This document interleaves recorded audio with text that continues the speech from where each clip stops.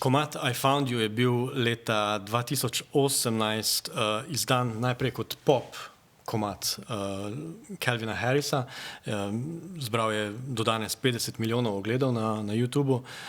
Potem pa je Harris v dobrodelne namene posnel novo akustično verzijo tega komada, povabil je k sodelovanju ameriškega pevca Miguela in posneli so še ta videospot, ki je dost zanimiv. In zdaj ta video nima tako velikega uspeha na spletu, ima 9 milijonov ogledov. Je pa toliko bolj zanimiv zaradi tega, ker gre seveda za neke vrste dokumentarni film, a je obenem tudi glasbeni videospot. Kako komentiraš to simbiozo med tema dvema dost nasprotnima žanroma, vsaj na prvi pogled? Ja, kot rečeno, jaz mislim, da ta videospot lik zaradi tega, ker deluje kot dokumentarni film, da ima vseeno že neko tako bogato tudi festivalsko pot, se pravi, da je predvajan na dosti festivalih kratkega filma. Obenem pa se mi zdi to spet nek dober način za opozarjati neke aktualne politične teme, ne.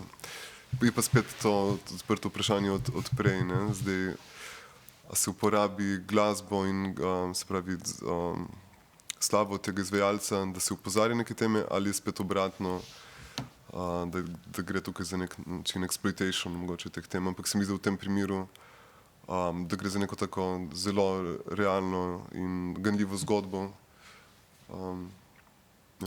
Ja, ta pristop dokumentarnega filma sicer ni tukaj redek v glasbenem videu, ampak večinoma gre za manj odmevne projekte, ne. To so videi, ki imajo, ne vem, ponovadi po par 10 tisoč, kvečjemu 100 tisoč ogledov. Tole je sicer bilo posneto z namenom podpore projektu While They Wait, ki skrbi za imigrante, ki prihajajo v Združene države Amerike. In se mi zdi, da ravno to, da je Calvin Harris podpisan pod ta komad oziroma pod videospot, je dejansko popeljalo ta dokumentarni video na nek nov nivo. 9 milijonov ogledov za dokumentarni videospot se mi zdi izjemna številka.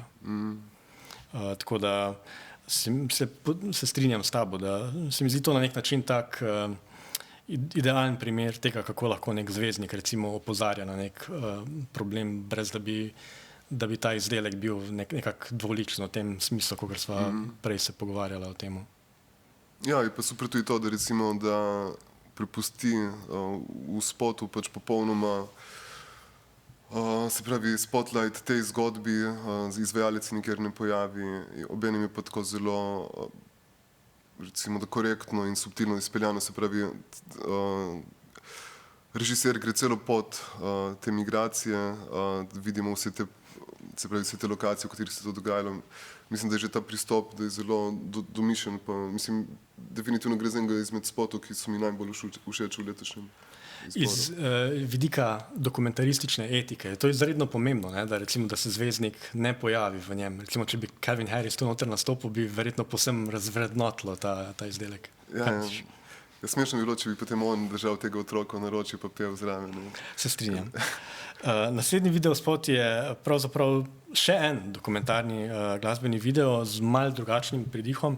Gre za video 29-letnega valižanskega glasbenika Alija Johna Mereditha Laceyja, oziroma on ustvarja pod psevdonimom Novo Amor in gre za komad Repeat Until Death.